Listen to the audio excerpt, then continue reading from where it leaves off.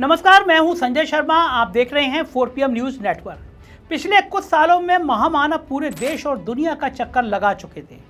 घूमने के लिए अब कोई देश बचा नहीं था। 2024 के चुनाव के टाइम पूरे भारत का भ्रमण भी हो चुका था। अब घूमने के लिए बस दो ही जगह बची थी, एक अंतरिक्ष और दूसरा मणिपुर। तो महामानव ने अंतरिक्ष में जाने की जिद पकड़ रखी थी, लेकिन अंतरिक्ष में जाने के लिए नासा जाना पड़ता है, और नासा कहाँ पड़ता है? अमेरिका में। और वहाँ साहब अभी जा नहीं सकते, महामानव जी जा नहीं सकते। वहाँ तो पुराने दोस्त रहते हैं, पुराने यार रहते हैं। और सबसे बड़ी दिक्कत कि नासा वाले तो एंट्री पर ही डिग्री मांग लेते हैं। मतलब कोई ऑप्शन नहीं बचाता सिवाय मणिपुर जाने के। तो दोस्तों, इस तरह हमारे माननीय प्रधानमंत्री नरेंद्र मोदी जी का फाइनली मणिपुर जाने का प्लान बन रहा है। वही मणिपुर जिसका नाम सुनते ही भारत की तस्वीर में हरियाली, खूबसूरती और शांति की कभी झलक आती थी, लेकिन पिछले 2 सालों से वही मणिपुर अब बारूद और खून की गंध में दबा हुआ है, डूबा हुआ है। और अब आप पूछेंगे कि फिर इतने टाइम से मोदी जी कहाँ थे, वहाँ क्यों नहीं गए? तो हम आपको बताएंगे कि वो देश के जरूरी कामों में व्यस्त चल रहे थे। उनको कई सारी रैलियों में चुनाव प्रचार करने जाना था, इसके साथ कई तरह के फोटोशूट भी कराने थे, इसलिए he is a little late. वहाँ सिर्फ 29 महीने तो बीते हैं, लगभग 2.5 साल के करीब। कुछ ही लोग तो सैकड़ों 200-400 लोग ही तो मारे गए हैं। 100-200 महिलाओं के साथ ही तो बलात्कार हुआ होगा, तो ज़्यादा टाइम थोड़ी ना हुआ। अब देखिएगा, 13 सितंबर को जब मोदी जी मणिपुर पहुंचेंगे, वहाँ 1-2 थिएटर के कलाकार खड़े होकर मोदी जी के स्वागत में आंसू बहा रहे होंगे, अनुपम खेर टाइप के। कह रहे होंगे, मोदी जी आप यहाँ आ गए आप हमें बचाने के लिए। इस दौरान आर्मी और पुलिस का लाव लश्कर होगा। मणिपुर के लोगों को लंबे समय के बाद देखने को मिलेगा कि सुरक्षा व्यवस्था क्या चीज़ होती है। उनको तो सालों हो गए देखते हुए।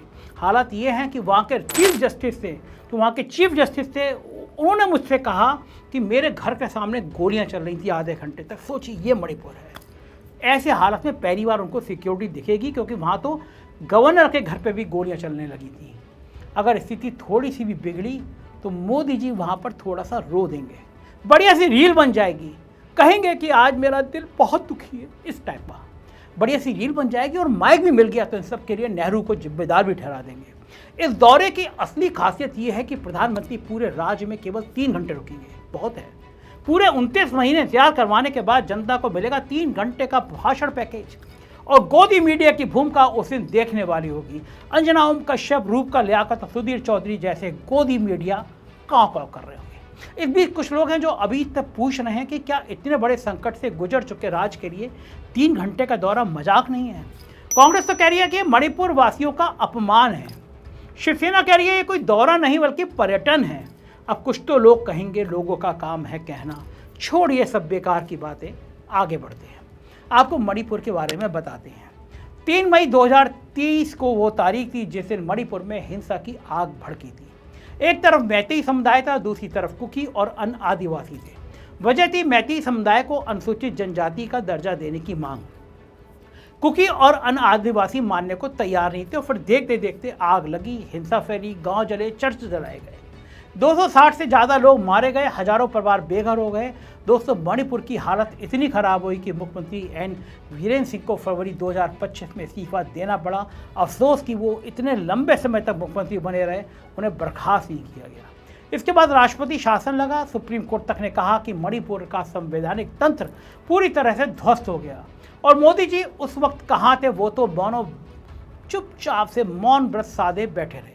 सच कहूँ तो दोस्तों, प्रधानमंत्री की चुप्पी अब उनकी नई पहचान बन चुकी है।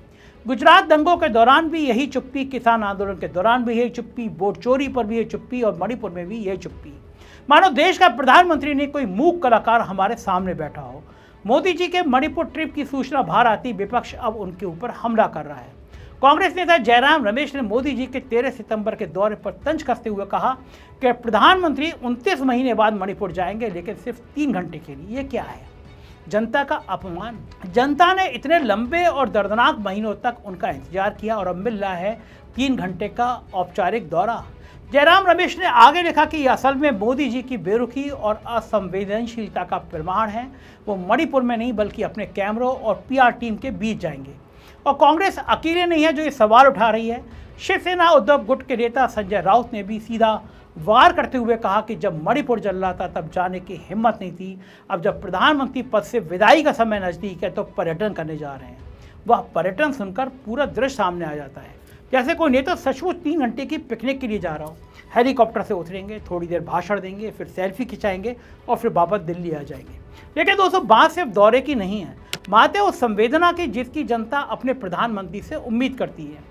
जब मणिपुर की महिलाएं निवस्त करके सड़कों पर घुमाई जा रही थी, तब उनकी चीखें पूरे देश ने सुनी, लेकिन हमारे प्रधानमंत्री के कानों तक वो आवाज़ उस वक्त नहीं पहुंची।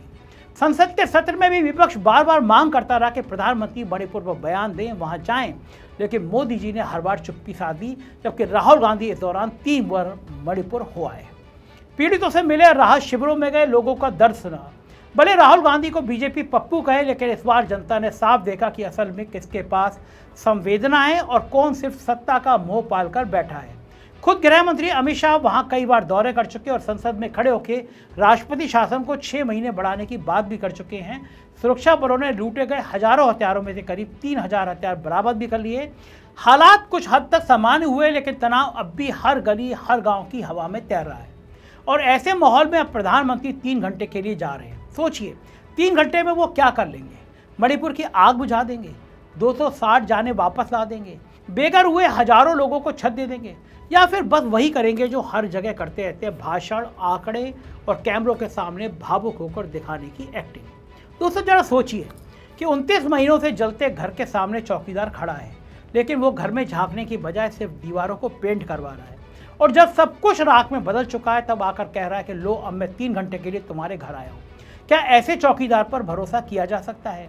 शिवसेना का कहना सही है कि यह कोई दौरा नहीं बल्कि एक पॉलिटिकल पिकनिक है।